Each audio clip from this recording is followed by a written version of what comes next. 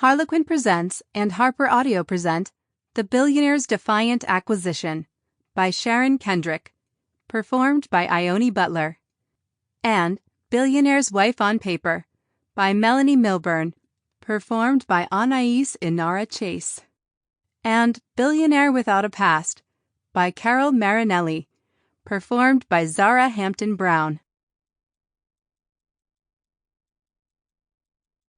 The Billionaire's Defiant Acquisition. Chapter 1.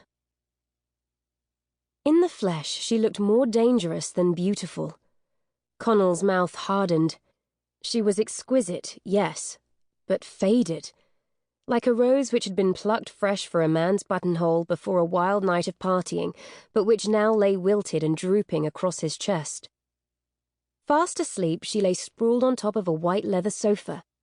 She was wearing a baggy t-shirt which curved over her breasts and bottom, ending midway along amazingly tanned legs which seemed to go on forever. Beside her lay an empty champagne glass, the finger-marked crystal upended and glinting in the spring sunshine.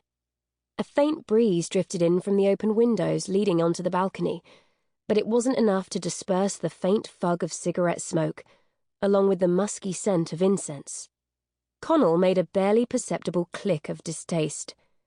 Cliché after cliché were all here, embodied in the magnificent body of Amber Carter, as she lay with her head pillowed on her arm and her black hair spilling like ink over her golden skin. If she'd been a man, he would have shaken her awake with a contemptuous hand, but she was not a man. She was a woman.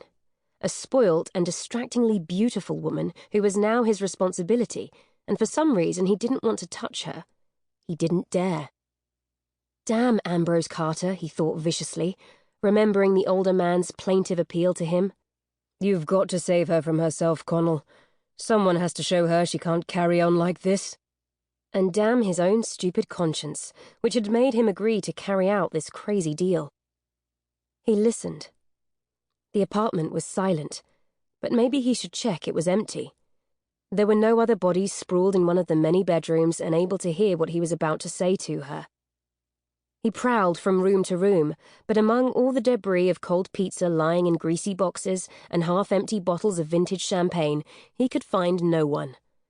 Only once did he pause, when he pushed open a door of a spare bedroom, cluttered with books and clothes and a dusty-looking exercise bike. Half hidden behind a velvet sofa was a stack of paintings, and Connell walked over to them, his natural collector's eye making him flick through them with interest. The canvases were raw and angry, with swirls and splodges of paint, some of which had been highlighted with a sharp edging of black ink. He studied them for several moments, until he was forced to remember that he was here for a purpose, and he turned away from the pictures and returned to the sitting room, to find Amber Carter lying exactly where he'd left her. "Wake up," he growled. And then, when that received no response, he repeated it, more loudly this time. "I said, wake up!" She moved.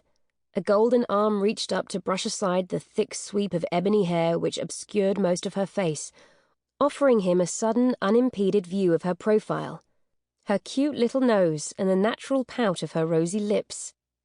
Thick lashes fluttered open, and as she slowly turned her head to look at him, he realized that her eyes were the most startling shade of green he'd ever seen. They made the breath dry in his throat, those eyes.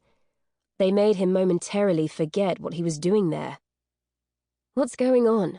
she questioned in a smoky voice. "And who the hell are you?" She sat up, blinking as she looked around, but not creating the kind of fuss he might have expected. As if she was used to being woken by strange men who had walked into her apartment at midday. He felt another shimmer of distaste. Maybe she was. "My name is Connell Devlin," he said, looking at her face for some kind of recognition, but seeing only a blank and shuttered boredom on her frozen features. "Oh, yeah?" Those amazing eyes swept over him, and then she yawned. "And how did you get in, Connell Devlin?"